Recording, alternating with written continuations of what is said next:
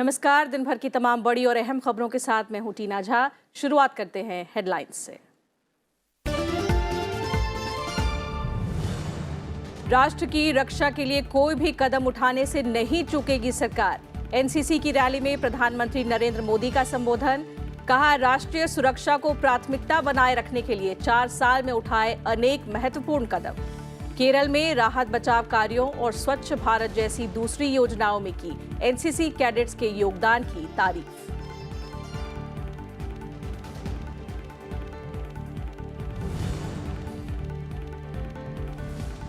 देश को आगे बढ़ाने के लिए निर्णय प्रक्रिया और विकास प्रक्रिया में युवाओं की भागीदारी हो सुनिश्चित। एनएसएस स्वयंसेवकों और एनसीसी कैडेट से अपने आवास पर मुलाकात में बोले उपराष्ट्रपति एम वेंकैया नायडू।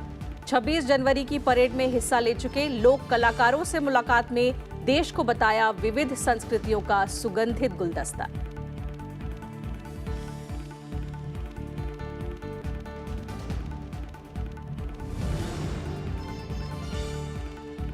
कर्नाटक में गहराया सियासी संकट। कांग्रेस विधायकों से नाराज मुख्यमंत्री एचडी कुमारस्वामी ने दी पद छोड़ने की धमकी।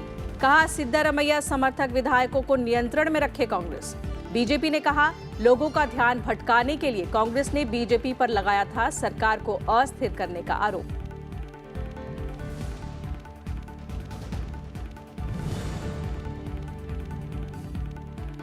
असम में 2008 में हुए सीरियल ब्लास्ट में प्रतिबंधित संगठन national democratic front of Bodoland के प्रमुख रंजन देमारी समेत 15 दोषी करार।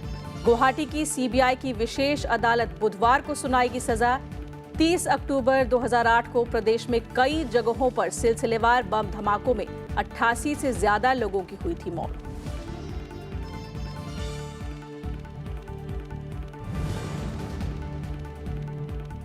और टीम इंडिया ने न्यूजीलैंड को तीसरे वनडे में 7 विकेट से दी मात।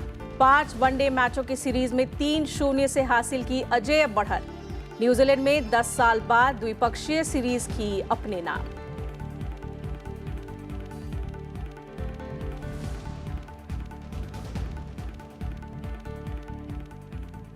और सबसे पहले आइए देखते हैं पहली खबर।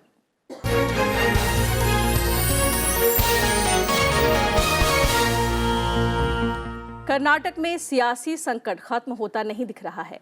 अब कर्नाटक के मुख्यमंत्री एचडी कुमारस्वामी ने कांग्रेस विधायकों की ओर से जारी बयानबाजी से नाराज होकर पद छोड़ने की धमकी दी है।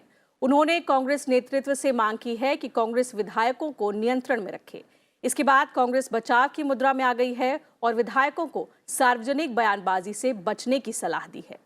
बीजेपी ने मतभेद को बेमेल गठबंधन का नतीजा करार दिया है। If they want to continue, I am ready to step down. I am ready to step down.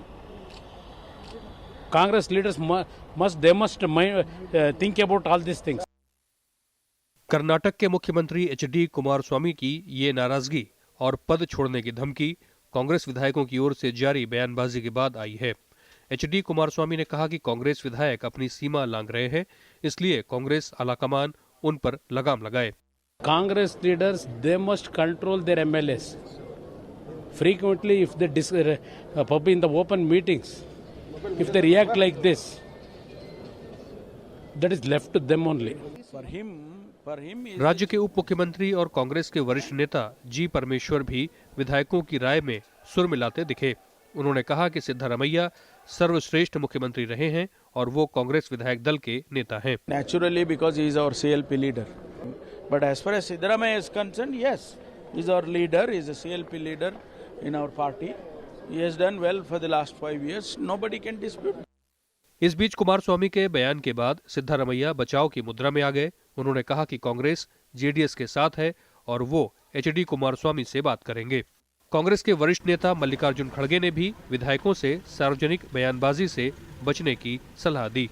Any member against the wishes of the High Command, if they have got grievances, those grievances will be solved by the party High Command.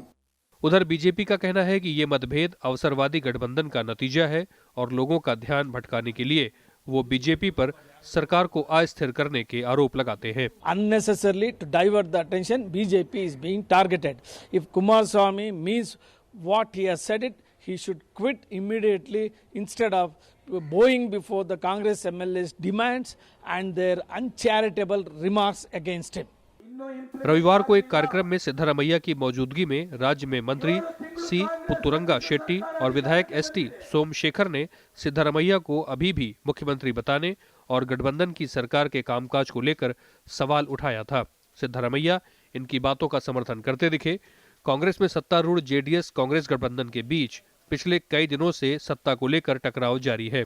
इसी का नतीजा है कि सोमवार को होने वाली cabinet की बैठक को रद्द कर दिया गया। कांग्रेस के कई विधायक पहले भी राज्य में गठबंधन को लेकर अपनी नाराजगी जाहिर कर चुके हैं। Bureau report, Rajya Sabha TV.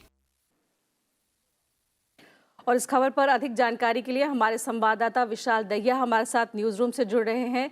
विशाल, कांग्रेस जेडीएस सरकार को कर्नाटक में अभी 1 साल भी पूरा नहीं हुआ है और सियासी उथल पुथल लगातार देखने को मिल रही है। अब अपनी ही सहयोगी पार्टी से आहत होकर मुख्यमंत्री ने इस्तीफे की पेशकश की है। क्या लगता है आपको, इस गठबंधन का क्या भविष्य है? जी बिल्कुल टीना, देखिए बहुत ही दिलचस्प स्थिति है इस वक्त कर्नाटक में अगर देखें तो। और आप साल भर की बात कर रही थी, लगभग 7 महीने का समय पूरा किया है जो कांग्रेस और जेडीएस की सरकार है कर्नाटक में उसने।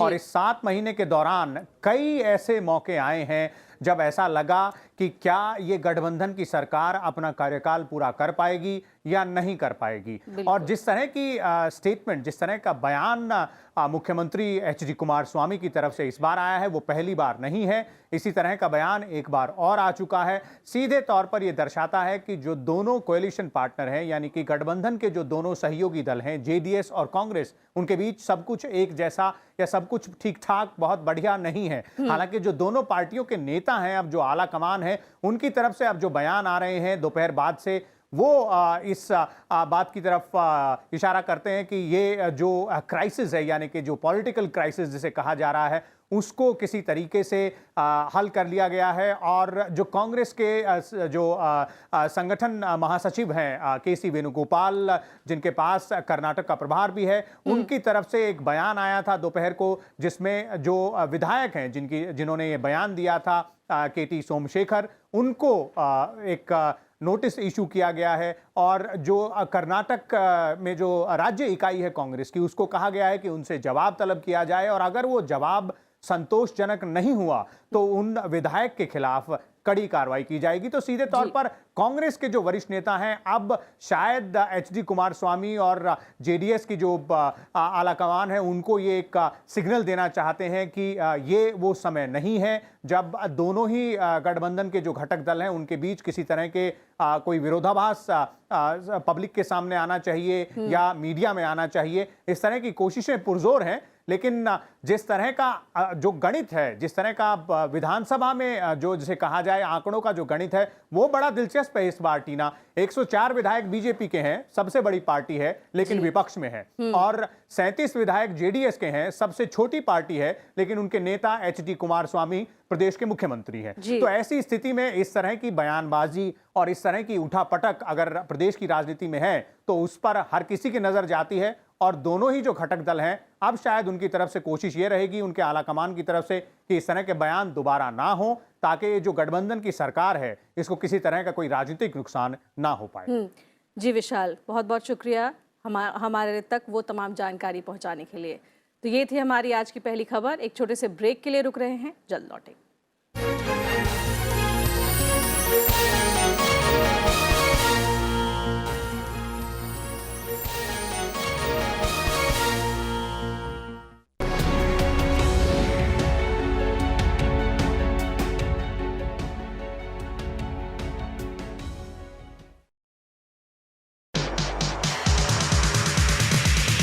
नेता बेशक राजनीति करें, लेकिन जनता का तो असली मतलब होता है अर्थनीति से, यानी वो नीतियां जो हमारी जेब पर असर डालें या फिर सुविधाओं में इजाफा करें। कैसा है भारत का आर्थिक वातावरण और क्या है हमारी चुनौतियां? सरल भाषा में आपके ये बुनियादी आर्थिक मुद्दे आप तक पहुंचाने के लिए राज्यसभा टीवी ने शुरू किया है ये खास कार्यक्रम अर्थनीति।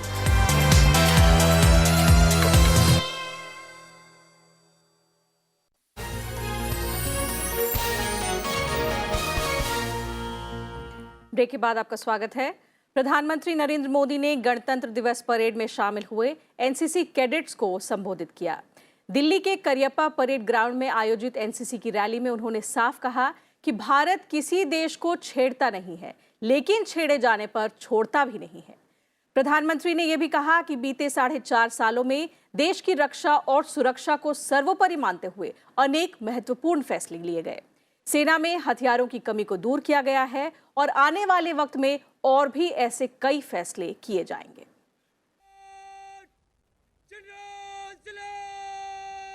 दिल्ली कैंट स्थित करियप्पा परेड ग्राउंड में प्रधानमंत्री नरेंद्र मोदी सोमवार को एनसीसी कैडेटों से रूबरू हुए।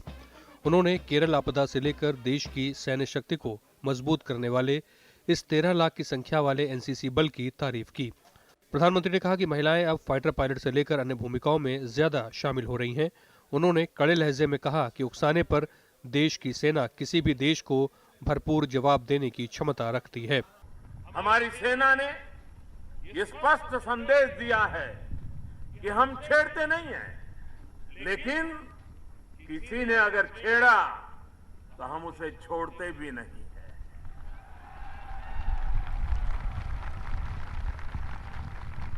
हम शांति के प्रबल समर्थक हैं, लेकिन राष्ट्र रक्षा के लिए कोई भी कदम उठाने में हम चूकेंगे नहीं।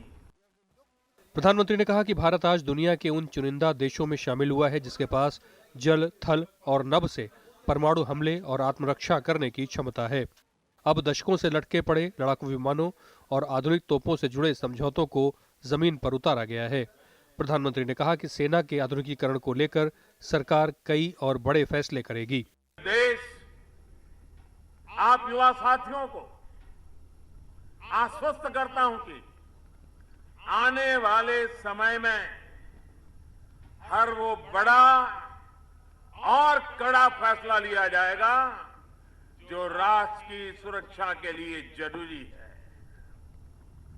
अगर राष्ट्र सुरक्षित रहेगा, सक्षम रहेगा, तभी युवा अपने सपने साकार कर पाएगा। प्रधानमंत्री ने यह भी बताया कि अगले महीने सेना के नए बन रहे वॉर मेमोरियल को भी राष्ट्र को समर्पित किया जाएगा।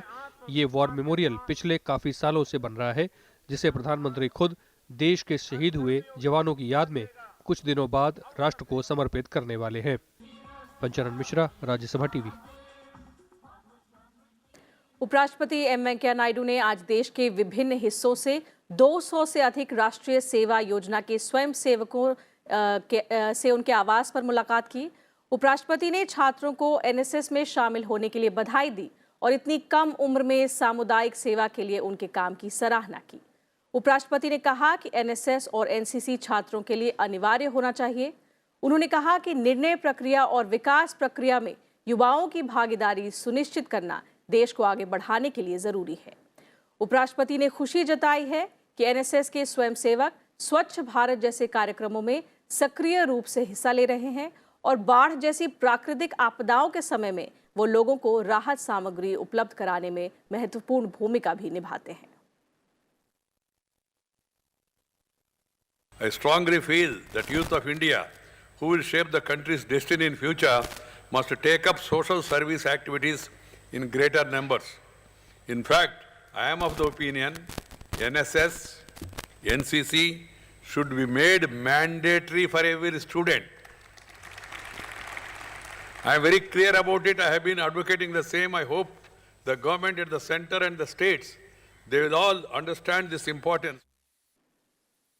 और उपराष्ट्रपति एम वेंकैया नायडू ने कहा है कि भारत विविध संस्कृतियों का एक सुगंधित गुलदस्ता है, जिसे देश के लोक कलाकारों ने अपने कला कौशल से और समृद्ध किया है। उपराष्ट्रपति ने ये बातें देश भर से आए लोक कलाकारों द्वारा प्रस्तुत सांस्कृतिक कार्यक्रम के दौरान कही। उपराष्ट्रपति ने लोक कलाकारों की प्रशंसा करते हुए कहा कि इस तरह का पारंपरिक कार्यक्रम शिल्प, साहित्य, संगीत और हमारे पूर्वजों की रचनात्मकता और उद्यमशीलता की जीती जागती गाथा है। गौरतलब है कि उपराष्ट्रपति आवास में अपनी कला का प्रदर्शन कर रहे ये कलाकार 2 दिन पहले ही गणतंत्र दिवस के मौके पर राजपथ पर शानदार सांस्कृतिक प्रस्तुति दे चुके हैं।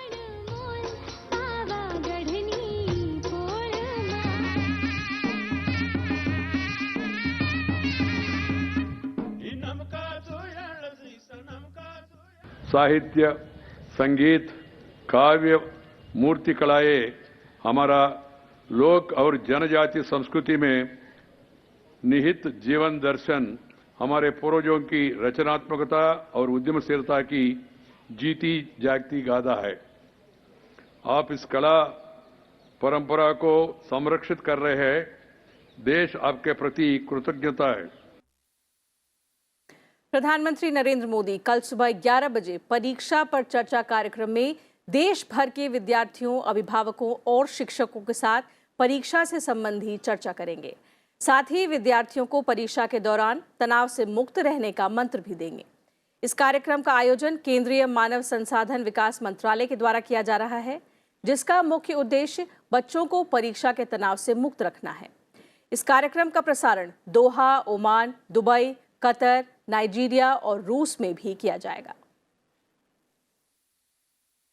ये ग्लोबल इवेंट है क्योंकि ये Oman, Doha, Nigeria, Russia, some South Asian countries and more Middle East countries, इसमें भी ये वहाँ से भी स्टूडेंट्स पार्टिसिपेट होने वाले हैं और वहाँ भी ये दिखाई देगा।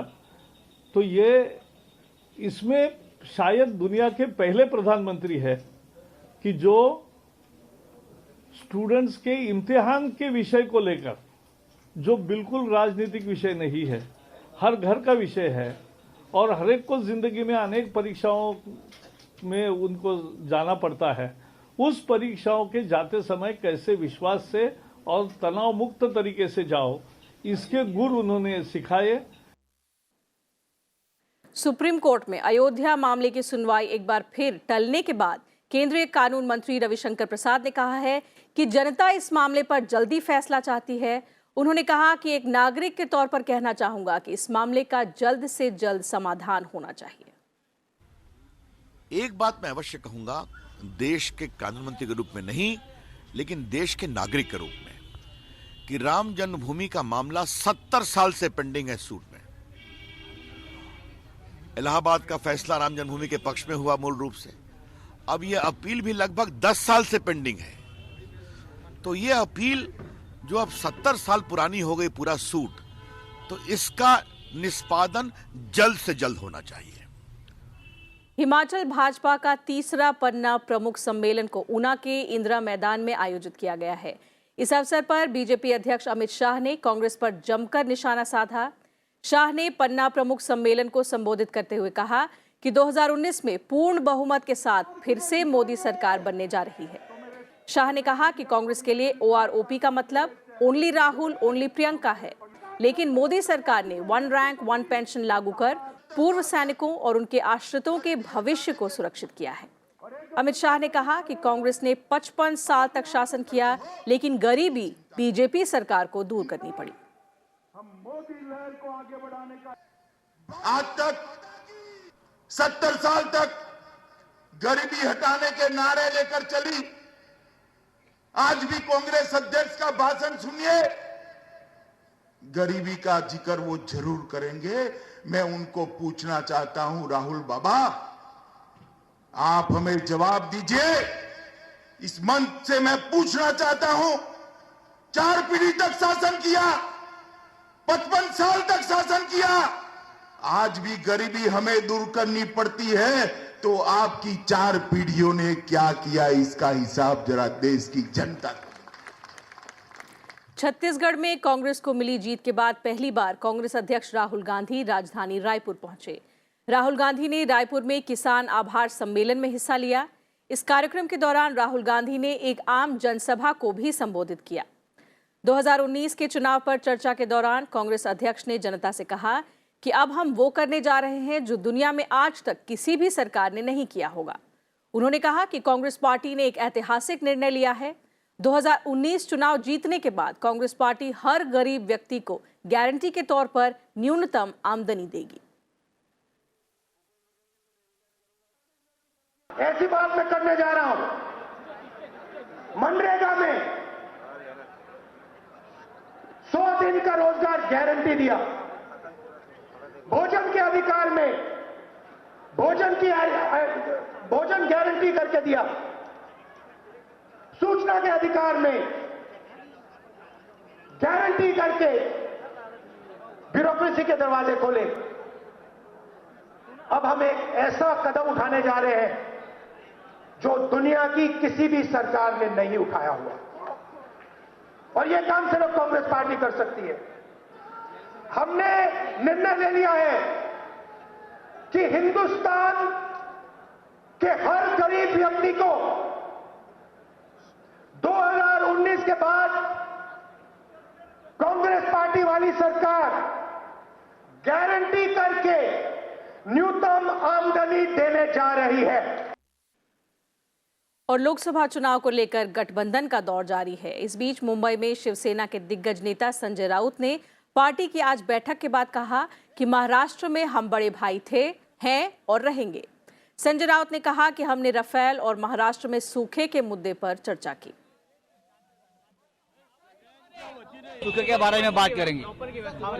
हमारे यहाँ जो हमारी पार्टी की बात उद्धव जी ने कही है, हम पूरी तरह से लड़ने के लिए तैयार है। हम लड़ेंगे। महाराष्ट्र में वी आर बिग ब्रदर, हम बड़े भाई है, हमेशा रहे हैं, और उस नाते इस देश की और राज्य की हम राजनीति करेंगे। हरियाणा में जींद और राजस्थान में रामगढ़ विधानसभा सीट पर आज उपचुनाव संपन्न हो गया। जींद में कुल मिलाकर 70% मतदान हुआ। मतदान को लेकर लोगों में उत्साह देखने को मिला।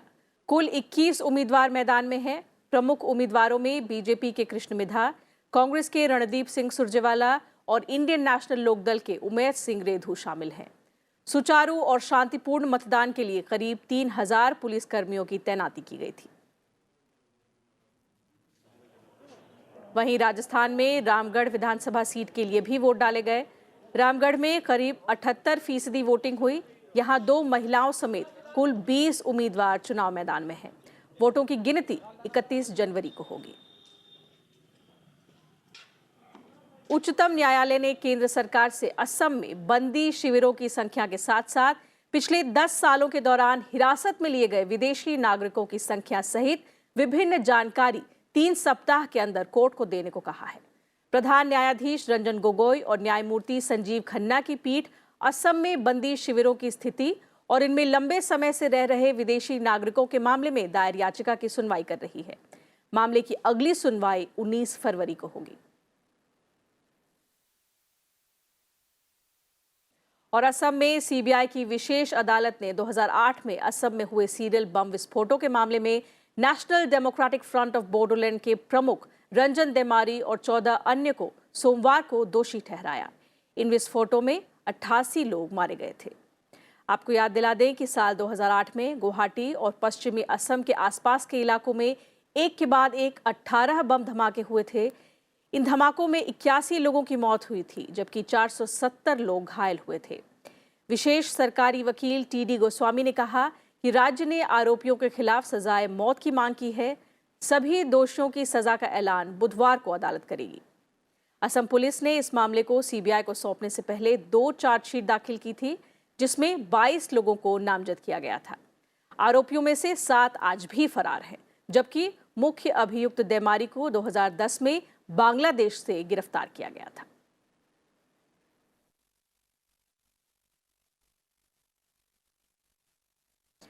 भारतीय वायुसेना का लड़ाकू विमान जैगुआर उत्तर प्रदेश के कुशीनगर जिला में आज क्रैश हो गया। बताया जा रहा है कि विमान इंजन में तकनीकी खराबी के चलते हेतिमपुर गांव के खेत में जैगुआर क्रैश हो गया। विमान ने सोमवार सुबह गोरखपुर के हवाई अड्डे से उड़ान भरी थी और इसमें 2 पुरुष पायलट सवार थे। राहत की बात यह है कि विमान में खराबी आते ही पायलट ने विमान का पैराशूट खोल दिया और पैराशूट के जरिए पायलट्स ने अपनी जान बचा ली। हादसे के कारण विमान जमीन में धंस गया और आग लग गई। मौके पर सैकड़ों किसान जमा हो गए, जिन्होंने बताया कि विमान से काले धुएं का गुबार आसमान में छा गया।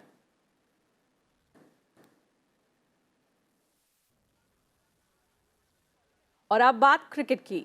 न्यूजीलैंड दौरे में भारतीय टीम ने अपने शानदार प्रदर्शन करते हुए आज तीसरे वनडे में भी मेजबान न्यूजीलैंड को 7 विकेट से हरा दिया। इस जीत के साथ 5 वनडे की सीरीज में टीम इंडिया ने 3-0 की अजेय बढ़त हासिल कर ली है।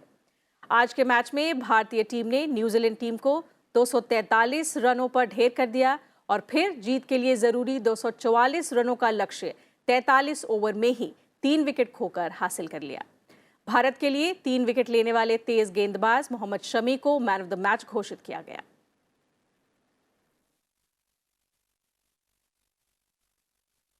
तो फिलहाल इस बुलेटिन में इतना ही। नमस्कार।